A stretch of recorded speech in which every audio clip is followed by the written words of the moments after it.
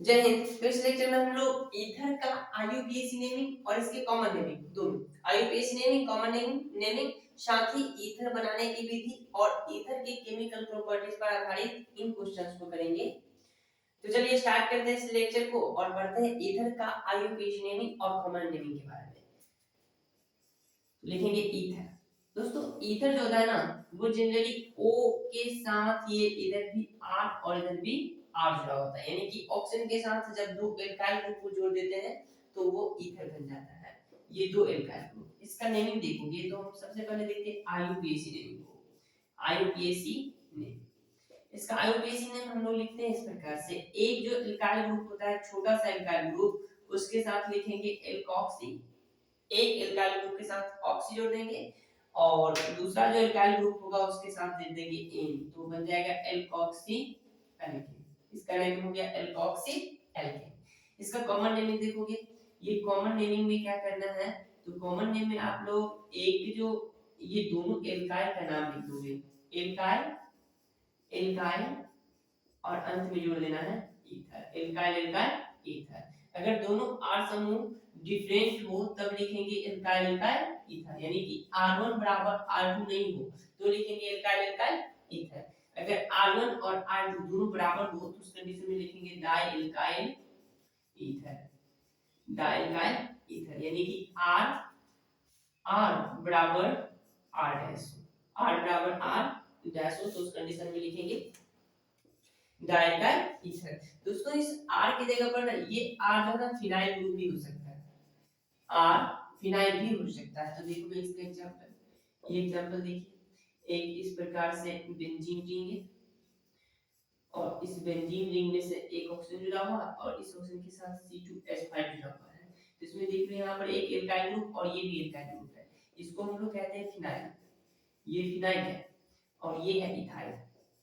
अगर इसका आप लोग आईयूपीएसी नेम लिखना चाहो तो एल्कोक्सी एल्केन हो जाएगा। तो इस इस दो कार्बन है तो दो कार्बन के लिए लिखेंगे ईथ और इसके साथ जोड़ देंगे इथॉक्सी ऑक्सी, तो बन जाएगा इथॉक्सी और ये पूरा बेंजीन है जिसके साथ लिए लिखेंगे हम लोग बेंजीन, इथॉक्सी बेंजीन। ये हो गया इसका आईयूपीएसी नेम, इथॉक्सी बेंजीन इसका आईयूपीएसी नेम हो जाएगा। और इसका हम कॉमन नेम लिखते हैं, तो कॉमन नेम में लिखना है एल्काइल एल्काइल ईथर, क्योंकि यहां देख रहे हो दोनों एल्काइल ग्रुप डिफरेंट है, इसलिए एल्काइल एल्काइल ईथर लिखेंगे तो इसका कॉमन नेम हो जाएगा इथाइल फिनाइल ईथर।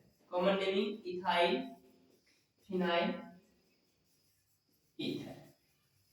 अब इस नेमिंग पर आधारित इन क्वेश्चंस को अभी कर लेते हैं हम लोग। देखिएगा इसमें दो CH3 जुड़ा हुआ है ऑक्सीजन के साथ, जिसका जब आईयूपीएसी नेमिंग लिखोगे तो लिखोगे मिथॉक्सी मीथेन, आईयूपीएसी नेमिंग हो जाएगा मिथॉक्सी, एक मिथाइल के साथ ऑक्सी जोड़ दिए और एक के साथ जोड़ देना है एन, तो मीथेन हो जाएगा मिथॉक्सी मीथेन। अगर इसके साथ लिखना चाहो तो यहां देख लो इथाइल जुड़ा हुआ और ये मिथाइल जुड़ा हुआ है। कॉमन नेम में लिखेंगे तो लिखेंगे इथाइल मिथाइल ईथर, और आईयूपीएसी नेम लिखना चाहे तो लिखेंगे छोटा के साथ ऑक्सी और बड़ा के साथ एन, तो इसमें हो जाएगा मिथॉक्सी मिथॉक्सी और बड़ा में देखिए दो कार्बन है तो दो कार्बन के लिए ईथेन, यानी इसका नाम हो जाएगा मिथॉक्सी ईथेन। इसमें देख रहे हो ये छोटा है, इसके साथ ऑक्सी जोड़ेंगे इसका नाम हो जाएगा मिथॉक्सी मिथॉक्सी और ये बेंजीन है तो बेंजीन, मिथॉक्सी बेंजीन। और दोस्तों इसी को हम लोग, ये जो बेंजीन के साथ OCH3 जुड़ा रहता है तो इसी को हम लोग टोलुइन भी कहते हैं, टोलुइन, ये टोलुइन भी कहलाएगा। तो इसका नाम हो जाएगा मिथॉक्सी बेंजीन, ये इसका आईयूपीएसी नेम हो जाएगा और कॉमन नेम हो गया। अब इसके बनाने की विधि देखते हैं। सेकंड कंडीशन में देखोगे प्रिपरेशन मेथड्स ऑफ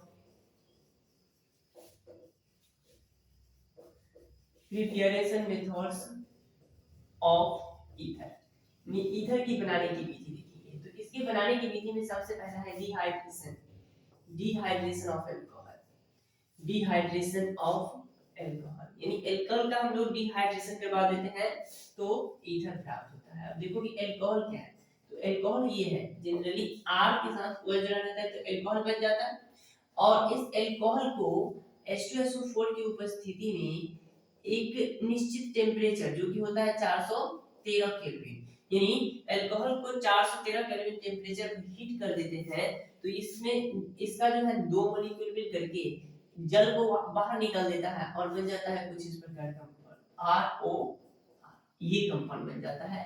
तो ये बन गया ईथर। ये बना कैसे, तो इसको भी आप लोग देखोगे यहीं पर। ये देखिएगा दो एल्काइल ग्रुप है, तो दो एल्काइल ग्रुप कुछ इस प्रकार से रहेगा, आर यहाँ पर। अब देख रहे हो एक और आर ओ आर आएगा, तो यहाँ पर एच ओ और ये रहा, ये देखिए ये H2O यहाँ से निकल करके बाहर हो जाएगा और ये आ जाकर के इससे जुड़ जाएगा, तो बन जाएगा ईथर। इसका एग्जांपल देखो, ये एग्जांपल यहाँ से हम लोग कंप्लीट कर देंगे। चलिए तो आगे देखते हैं, ये पहला बनाने का विधि हो गया। दूसरा बनाने का विधि देखोगे, इसे हम लोग विलियमसन्स सिंथेसिस के द्वारा बनाते हैं। विलियमसन्स सिंथेसिस, ये जो रिएक्शन है ना डायरेक्टली नेमिंग रिएक्शन के रूप में भी पूछ लिए जाते हैं कि विलियमसन्स सिंथेसिस क्या है, ये इस प्रकार से भी पूछ लिए जाते हैं, तो इसको भी ध्यान से देखिए आप लोग। विलियमसन्स सिंथेसिस, इसमें क्या करते हैं, तो इसमें एक लेते हैं सोडियम एल्कोक्साइड या सोडियम फिनॉक्साइड, सोडियम एल्कोक्साइड या सोडियम फिनॉक्साइड। तो सोडियम एल्कोक्साइड या सोडियम फिनॉक्साइड को लेकर के एल्काइल हैलाइड के साथ रिएक्शन करा दोगे, एल्काइल हैलाइड के साथ इसका रिएक्शन करा देना, यानी कि Rx के साथ रिएक्शन करा देना है। तो इसमें क्या होगा, तो ये जो है NaX के साथ बाहर निकल जाएगा और ये O जो है ना इस R के साथ जाकर के जुड़ जाएगा। तो ये कुछ कंपाउंड कुछ इस प्रकार से बन गया ROR। इसमें देख रहे हो ये जो रिएक्शन हो रहा है कुछ इस प्रकार से हो रहा है, यहाँ से ये Na+ के रूप में बाहर निकला और इस पर आ गया माइनस चार्ज, और ये माइनस चार्ज होता है ना वो इसके बैक साइड से अटैक करता है, ये SN सेकेंड रिएक्शन को फ्लो करता है और ये O- जो है इसके बैक साइड से अटैक करता है, इसके पीछे वाले कार्बन से अटैक करता है और ईथर का निर्माण करता है। तो जब हम लोग सोडियम एल्कोक्साइड की अभिक्रिया, सोडियम एल्कोक्साइड की अभिक्रिया एल्काइल हैलाइड के साथ कराते हैं, एल्काइल हैलाइड के साथ कराते हैं, एल्काइल हैलाइड के साथ कराते हैं, तो ईथर का निर्माण होता है और इसी को हम लोग कहते हैं विलियमसन्स सिंथेसिस। आगे इसका एग्जांपल देखोगे। अब हम कह रहे हैं कि ये जो ऑक्सीजन होता है माइनस चार्ज, ये जो न्यूक्लियोफाइल है ये पीछे से जाकर के इस कार्बन से अटैक करता है, यानी SN2 को फ्लो करता है। तो इस कंडीशन में देखोगे यहाँ पर जो कार्बन रहेगा, ये एग्जांपल से समझोगे इसको, ये CH3O Na, इसका रिएक्शन करा देते हैं CH3 और Cl के साथ। तो यहाँ पर जो ये माइनस चार्ज बन जाएगा, इस पर प्लस चार्ज आ जाएगा, तो ये माइनस चार्ज वाला जाकर के इस कार्बन से अटैक करेगा और इस कार्बन में जितना ज्यादा भीड़ होगा इसका अटैक करना उतना ही मुश्किल होगा। कार्बन पर, इस कार्बन पर जितना ज्यादा भीड़ होगा यहाँ पर इस कार्बन के नजदीक, इसका इस न्यूक्लियोफाइल का अटैक करना उतना ही मुश्किल हो जाएगा, है ना। तो ये इसमें आसानी से अटैक कर सकता है क्योंकि इस बार यहाँ पर ज्यादा भीड़ नहीं है, आसानी से अटैक कर सकता है। यूं क्या है केमिस्ट्री की भाषा में कि यहाँ पर जो स्टेरिक हिंड्रेंस है ना, भीड़ भाड़ जो है ना वो ज्यादा नहीं है, कम है, इसलिए ये जो न्यूक्लियोफाइल आसानी से इसे अटैक करेगा और कुछ इस प्रकार का कंपाउंड बना लेगा CH3, उसके बाद ऑक्सीजन और इधर CH3। लेकिन इसका एक और एग्जांपल देखो, ये फर्स्ट सेकंड एग्जांपल देखिएगा। सेकंड एग्जांपल में लेते हैं CH3O के साथ है सेम और इसका रिएक्शन करा देते हैं हम लोग किसके साथ, तो C एक Cl जुड़ा हुआ है और CH3, उसके बाद यहाँ भी CH3 और यहाँ CH3। तो इसलिए देखोगे आप लोग यहाँ पर जो ये कंपाउंड बन रहा है, ये न्यूक्लियोफाइल बन रहा है और इस पर प्लस चार्ज आ जाएगा, तो ये जो न्यूक्लियोफाइल है ना इसके अटैक करने के लिए पर्याप्त स्पेस नहीं मिल रहा है, इस कार्बन पर अटैक करने के लिए स्पेस नहीं मिल रहा।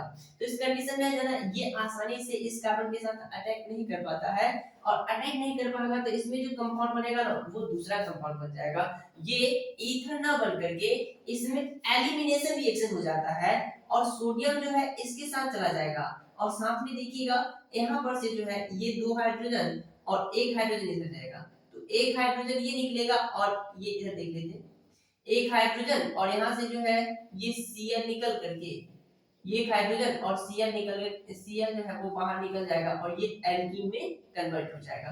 तो कंपाउंड कुछ इस प्रकार से बन जाएगा CH3 C double bond CH2 और इससे जुड़ा हुआ है CH3, तो ये एल्कीन बन गया, एल्कीन। तो हम लोग कहेंगे कि ये जो विलियमसन सिंथेसिस है, विलियमसन सिंथेसिस यह 3 डिग्री एल्काइल के कंडीशन में लागू नहीं होता है।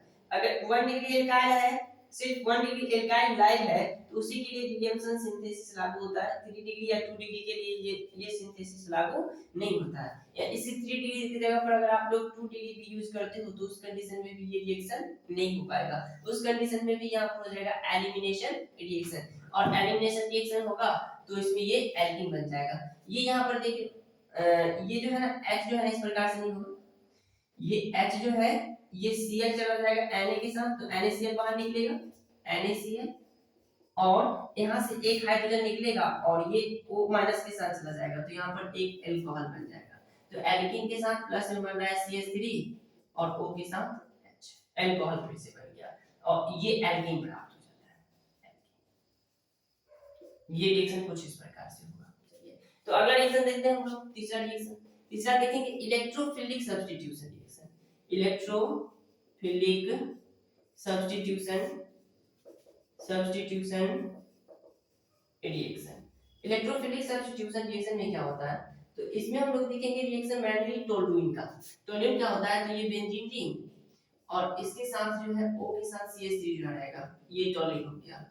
और टोलुइन का जब इलेक्ट्रोफिलिक सब्स्टिट्यूशन रिएक्शन कराते हैं तो ये दो प्रकार के ये दो नहीं तीन प्रकार के, एक नाइट्रेशन, एक हैलोजिनेशन और एक फ्राइडल क्राफ्ट रिएक्शन को शो करता है। तो इसमें देखोगे ये टोलुइन हो गया, और टोलुइन का जब हम लोग हैलोजिनेशन करवाते हैं, पहला लेते हैं हैलोजिनेशन।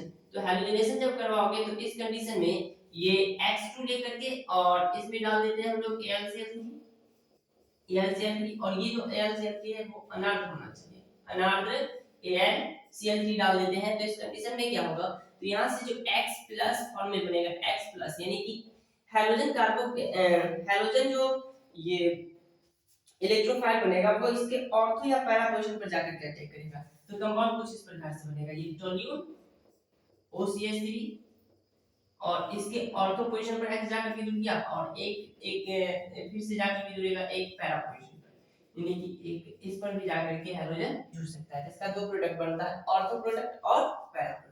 ये हो गया हैलोजिनेशन। तीसरा देखोगे इसका, तीसरा नहीं इसी का ये पहला हो गया। दूसरा देखो, दूसरा कंडीशन में देखिए हम लोग नाइट्रेशन। नाइट्रेशन में क्या होता है, तो नाइट्रेशन में हम लोग इसी का रिएक्शन कराते हैं, H2SO4 के साथ HNO3 ले लेते हैं, OCH3 और इसमें H2SO4 के साथ ले लेते हैं HNO3, H2SO4 और इसके साथ ले लेते हैं HNO3। तो इसमें जो न्यूक्लियोफाइल इलेक्ट्रोफाइल बनता है वो बनता है NO2+, नाइट्रो इलेक्ट्रोफाइल बनता है। और ये जो नाइट्रो ग्रुप है ये जाकर के ऑर्थो और पैरा पोजीशन पर जुड़ जाएगा, तो कंपाउंड कुछ इस प्रकार से बनेगा। ये OCH3 टोल्यूइन है और इससे जाकर के NO2 ग्रुप जुड़ेगा, और एक और कंडीशन में ये इसके पैरा पोजीशन पर जाकर के NO2 जुड़ जाएगा, ये OCH3। इस प्रकार से कंपाउंड बन जाएगा। दोस्तों इसका एक और रिएक्शन है जिसको हम लोग कहते हैं फ्राइडल क्राफ्ट रिएक्शन। और फ्राइडल क्राफ्ट रिएक्शन जो है ना दो प्रकार के होते हैं, एक होते हैं फ्राइडल क्राफ्ट एल्काइलेशन और एक एसाइलेशन। तो दोनों को हम लोग यहाँ पर देख लेते हैं। इधर का फ्राइडल क्राफ्ट रिएक्शन, तो फ्राइडल क्राफ्ट रिएक्शन में एक हम लोग पढ़ेंगे एल्काइलेशन के बारे में और दूसरा पढ़ेंगे एसाइलेशन के बारे में। फ्राइडल क्राफ्ट रिएक्शन देखिएगा, ये तीसरा चौथा रिएक्शन हो जाएगा इलेक्ट्रोफिलिक सब्स्टिट्यूशन का, तीसरा हो जाएगा फ्राइडल क्राफ्ट रिएक्शन। और सबसे पहले हम लोग देख लेते हैं Friedl craft alkylation. Friedl Crafts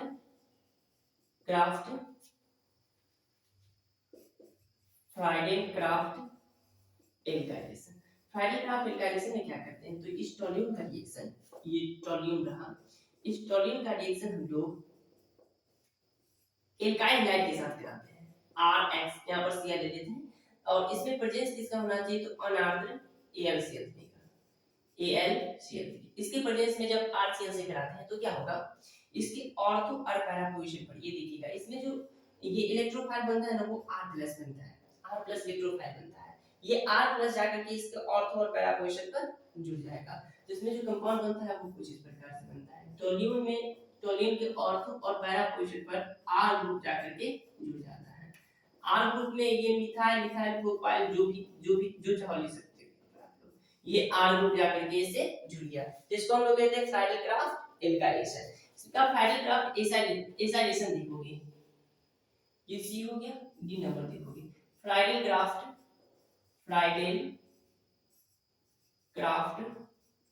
acylation.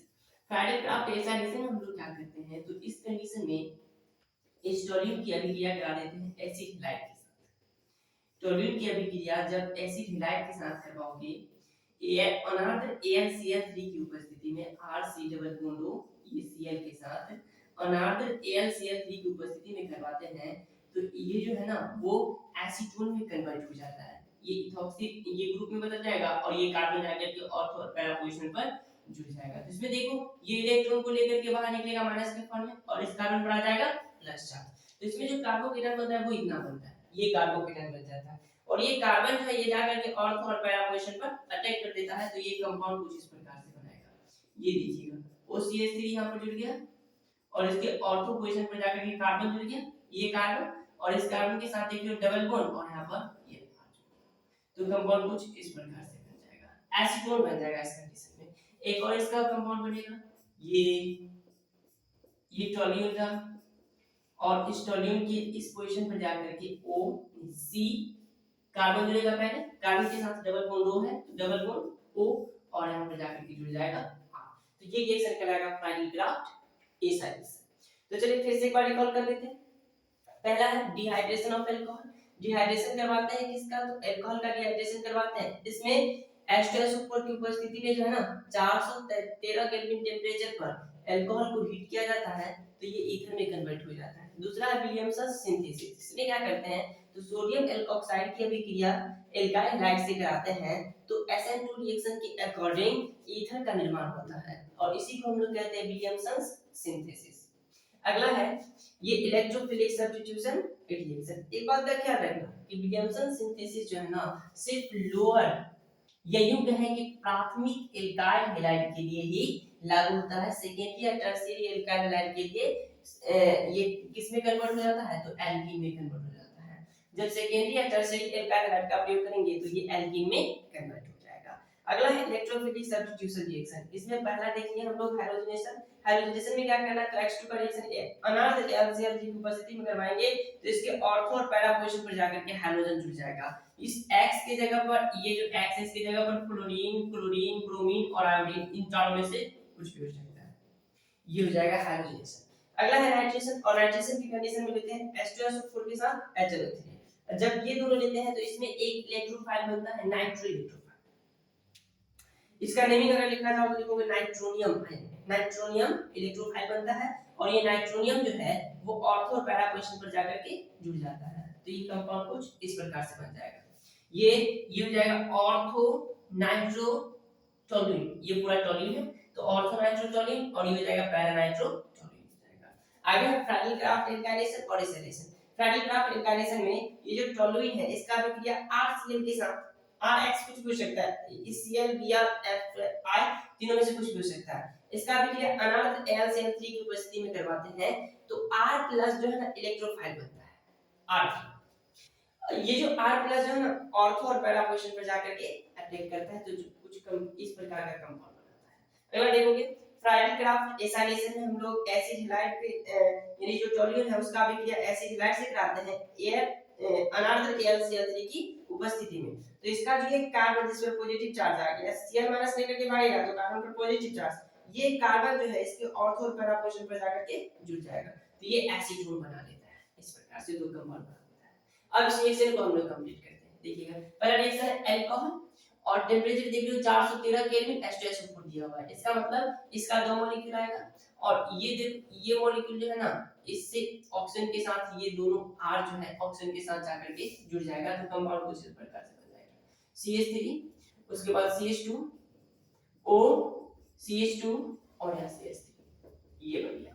आगे देखोगे CH3 CH2 O Na plus में CH3 Cl। अब एल्काइल हैलाइड जो है ना ये प्राथमिक है, प्राथमिक एल्काइल हैलाइड है और प्राथमिक एल्काइल हैलाइड रहेगा मिथाइल हैलाइड है, मिथाइल क्लोराइड प्राथमिक एल्काइल हैलाइड रहेगा तो इस कंडीशन में ये जो माइनस चार्ज रहेगा ये आसानी से इस पर अटैक कर सकता है तो बन जाएगा CH3 CH2 O उसके बाद CH3। अगला देखोगे, अगला में देखिए ये जो एल्काइल हैलाइड है तृतीयक एल्काइल हैलाइड है और तृतीयक एल्काइल हैलाइड की कंडीशन में ये विलियमसन सिंथेसिस के अकॉर्डिंग जो कंपाउंड बनता है वो एल्कीन बन जाता है तो इसमें एलिमिनेशन हो जाता है और एल्कीन बन जाता है, NaBr बाहर निकल जाएगा और ये जो O- है ये यहाँ से एक हाइड्रोजन को लेकर के निकल जाएगा, यहाँ से एक हाइड्रोजन को लेकर के निकल गया, तो इस दोनों कार्बन के बीच में डबल बॉन्ड बन जाएगा, तो बन जाएगा H3 कुछ इस प्रकार से CH3 C double bond CH2 और यहाँ पर CH3। बाहर क्या क्या निकला, तो Na और साथ में एल्कोहल बाहर निकल जाता है। एल्कोहल कौन सा, तो CH3O के साथ H, CH3OH, ये एल्कोहल बाहर निकल गया। नेक्स्ट रिएक्शन देखोगे, इसमें HI का रिएक्शन कराना है किसके साथ, तो CH3CH2O CH3 के साथ, इसके साथ HI का रिएक्शन कराना है। तो इस रिएक्शन में क्या हो रहा है, तो देखिएगा ये HI, इसमें जो I होता है ना वो छोटा वाला अल्काइल ग्रुप के साथ चलता है, I छोटा वाला अल्काइल ग्रुप के साथ, और ये जो H है वो बड़ा वाला अल्काइल ग्रुप के साथ ऑक्सीजन को लेकर के बाहर निकल जाता है। तो I जब चला जाएगा CH3 के साथ तो बन जाएगा CH3I, और प्लस में ये H चला जाएगा ऑक्सीजन के साथ तो बन जाएगा CH3 CH2 और OH। इसमें आप लोगों को ध्यान देना है, ऐसे से जब रिएक्शन कराओगे तो इस कंडीशन में ध्यान देना है कि जो छोटा एल्काइल ग्रुप रहेगा उससे एल्काइल हाइड बनेगा, और जो बड़ा एल्काइल ग्रुप है उससे बन जाएगा एल्कोहल। अगला देखिएगा, ये नाइट्रेशन का कंडीशन है, इसमें देख लो ये इन दोनों से क्या बनता है इलेक्ट्रोफाइल, तो नाइट्रोनियम आयन बनता है, नाइट्रोनियम इलेक्ट्रोफाइल बनता है, और ये नाइट्रोनियम इलेक्ट्रोफाइल जो है ऑर्थो या पैरा पोजीशन पर जाकर के अटैक करता है, तो इससे जो कंपाउंड बनेगा कुछ इस प्रकार से बनेगा, दो कंपाउंड बनेगा, ये ईथर इसके ऑर्थो पोजीशन पर जाकर के एनो2 जुड़ जाएगा, और फिर से ये ईथर है और इसके पैरा पोजीशन पर जाकर के एनो2 जुड़ जाएगा, उस CH3 और इसके पैरा पोजीशन पर जाकर के एनो2 जुड़ जाएगा, ये कंपाउंड बन जाएगा। तो चलिए इस लेक्चर को हम लोग यहीं पर समाप्त करते हैं। उम्मीद करते हैं कि ये कंसेप्ट आप लोगों को अच्छे से समझ में आ गया होगा। तो मिलते हैं अगले लेक्चर में एक और बेहतर कंसेप्ट के साथ, तब तक पढ़ते